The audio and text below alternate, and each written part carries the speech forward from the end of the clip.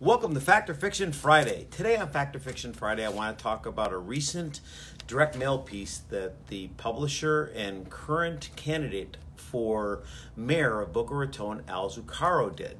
In a current mail piece that he did, he put out this particular mail piece, and hopefully you can see it, that talked about a voting record that our current mayor, Mr. Singer, did. And I got to tell you something, once again, it's filled with inaccuracies. And so I took the time to have our staff do a fact check on all of the particular ones. So Mr. Zuccaro, throughout his piece, said that Al's opponent, Scott Singer, has voted for every single development project except one. Partial list of Singer's yes votes: Tower 155, Meisner 200, Fairway Commons, Boca Colonnade, 375 Earl Palm, 6700 North Congress, 900 Broken Sound, 5201 Congress, 5500 Broken Sound via Meisner, 475 Earl Palm, Boca Highlands, Boca Highlands, Spanish River Highlands, One Ocean. Many of these projects have yet to break ground. Despite the public outcry, Singer continues to approve one development project after the next while taking campaign contributions from these same developers. Now, what I took the time to do, actually, I'm fibbing. Marcy took the time to do this. My staff does a wonderful job of making me look good, so I can't take the full credit. So what they did was they actually researched and fact-checked each one of these things. So when they did that, what we found out what was actually fact and what was fiction. So we found out some interesting things. So here's what we found out. Tower 155. The vote was actually 4-1 in favor for the condominium project. Interestingly enough, the only person that didn't vote for it and turned it down was Susan Haney. She actually voted no. So the one person that Al says that voted for everything in town, she actually declined this particular project and voted it no. So other than her, everybody unanimously voted for the project. So it was a 4-1 vote. Meisner 200, the Monarch project. This is a luxury highline project that went back for several changes. It wasn't just up in front of the council once. This project went back and forth multiple times. You may remember this project because this project was going to be a very flat project. It was going to be very long, similar to the project that's on Palmetto Park Road. I actually came out very strongly against this project as well. I thought it needed to change. The city thought it needed to change, so they made the developer go back multiple times with multiple revisions. So it just wasn't just rubber stamped. But ironically enough, it was unanimously approved. And what Al's not telling you is that Andrea approved it as well, right along with Scott. So I don't know what he's trying to say by it. It was just approved just by Scott, in that a resident-friendly person was going to approve it or not approve it, because Andrea approved it right alongside Scott as well. The Boca Colonnade. Boca Colonnade, minutes away from City Council meeting, including the amendments for the multi-housing project 7071. This is over on Yamato. There is no name for this project yet, okay? This one, actually, the final vote, we're not even sure what he's talking about here, right? So there's no mention of a final vote. So we're not completely clear as to why he brings this one up, because there was no final vote. So this one never came to resolution. 375 Palm. There were several amendments for this particular one. The new amendments passed, how? Unanimously. This one passed on 8/21 of 2017, which meant what? Andrea also approved this property along with Scott. 6700 North Congress. This particular one was been within 3 years. This voted and it was voted. The contributions going back and forth were open-ended from both the construction and the contractor, as well as the community. They went back and forth on this multiple times. There are two amendments on this that in the wording that both passed. How? Unanimously. It wasn't just Scott. It wasn't even close to being opposed by anybody on city council. Everybody. It was voted on, and it passed unanimously. 900 Broken Sound. The final vote on this was just to change the zoning, and it was renamed Park at Broken Sound to allow the residential development at Broken Sound. This came out on December 11th of 2012. This is an interesting one. Scott Singer wasn't even a city council member yet. So do you think it's a little disingenuous? He's putting down on this this particular mail piece on something that Scott voted yes for. He wasn't even a city council member yet, and he's giving him credit for it. On 5201 Congress, the source, Boca Raton City Clerk Archives. No one came forward on the public hearing to talk about this one. The Residential Development of Congress and Yamato staff voted for the approval, and council unanimously passed it for amending for the planned buffer area and sidewalk width. There's no discussion of height or density. Again, unanimously approved it. 5500 Broken Sound. This one, again, passed unanimously. It was in 2016. Via Meisner. This one came in front of a public hearing in 2015. This is a large project. This one passed unanimously. 475 Royal Palm. And if you look at different, this one passed in front of the city council unanimously. That vote was on 2/26/2018. Boca Highlands, the vote was 8/12/2014.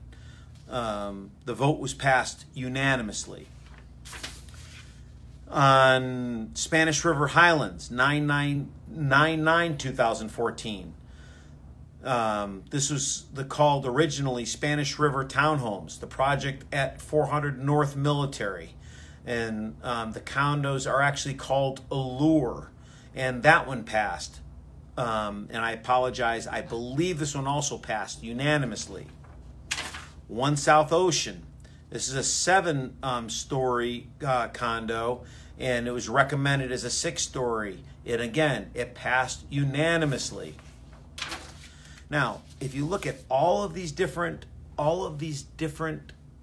things, you would believe, if you were looking at Al's particular direct mail piece, he's making some assumptions that if he were mayor, that none of this would happen. As a resident-friendly mayor, this would never go down, and none of this building would have ever happened. And he touts Andrea O'Rourke as this resident-friendly that's voting completely opposite of Scott Singer. But clearly that's not the case, because you couldn't have a unanimous vote if she was voting opposite of Scott Singer. There would at least be one vote against Scott on all of those, and that clearly didn't happen.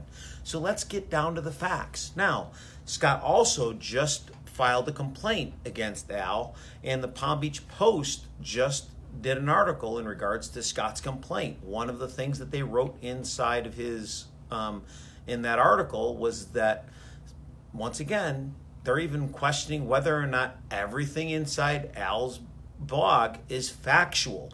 I have reported on this over and over and over again, which is one of the reasons why I came up with Fact or Fiction Friday. Just because you say it doesn't make it factual. Al has made a considerable amount of time and taken a considerable amount of time to putting out a lot of content. All of that content is not factual. Now, I'm not taking away from the fact that he actually does get out a lot of content. And some of that content is factual. And some of that content and some of the people that write for it is actually written great articles. And there's a lot of good things that have come out of Boca Watch. And I applaud them on some of the things they've done. I think it's great. We've gotten a lot of good things out of it and a lot of good forward movement in Boca. We live in an incredible city. I've said it how many times. We want to make this city a beautiful place to live with all of the things that we have. Why is it that way? because of the things that the city council has done. They have done a wonderful job. Why? Because they make unanimous votes. They have a team organization. I think that when Monica joined the team, she's done a great job of filtering in to what she's done. When she actually came in, she joined that team. She's done a great job of cohesively coming in and looking at things the way that she has. I don't think that she walked in there like a bull in a china shop and just said, hey, look, I don't want to do anything, which is what some people thought that she was going to do. She came in and she started to look at the things that she has, and I think she truly has tried to look at things on a one-on-one basis, which is what she needed to do, rather than just walking in and saying no to absolutely everything. And I applaud her for that. The same thing that Andrea did. When Andrea came into city council, she didn't do that as well. She did exactly what she said she was going to do when she ran. She was very specific. She was very user-friendly, for lack of a better word, and she worked with both sides of the community, both the residents and the business organizations, and she made sure that everybody had what they wanted. It's important that we work with everybody. We can't constantly be at odds with everybody. We are a city. We're a community. We want to make sure that everybody have what they need in order to make sure that we have that feel of a community. Do we need to always have this feeling like we're on fire, like we're constantly trying to be at each other's odds? Nothing is going to be gained by that. You don't need to constantly add fuel to a fire. Nothing is going to be gained by that. And that's continually what Al seems to want to do. And by adding things to people to make them think like it's not true is not going to get us anywhere we want to go. I highly recommend that you fact check everything that you read. Do not just take it on face value. I applaud Scott for calling Al out on it and calling him out on Boca Watch and making sure that that his complaint is seen by the state. I think in the last election they did it. Unfortunately, when Mr. Grossman in his last campaign, he was victim to Boca Watch as well. They put out a lot of content that was untrue. He's currently in litigation against Monica with his campaign. They threw out a lot of slanderous things, and currently they're under litigation because of that. I think all of that stems from the Boca Watch. I don't think necessarily that it that had to have happened. I think that all was stemming from putting it together from irrational and unethical means in order to drive the end result. And the end doesn't justify the means. We want to make sure that we're living in a place that we get to where we want to go by doing the right thing 100% of the time. And the only way we're going to get there is by always looking at ourselves first and doing right by our neighbors. And you don't do that by putting out lies. You don't do that by cutting down other people.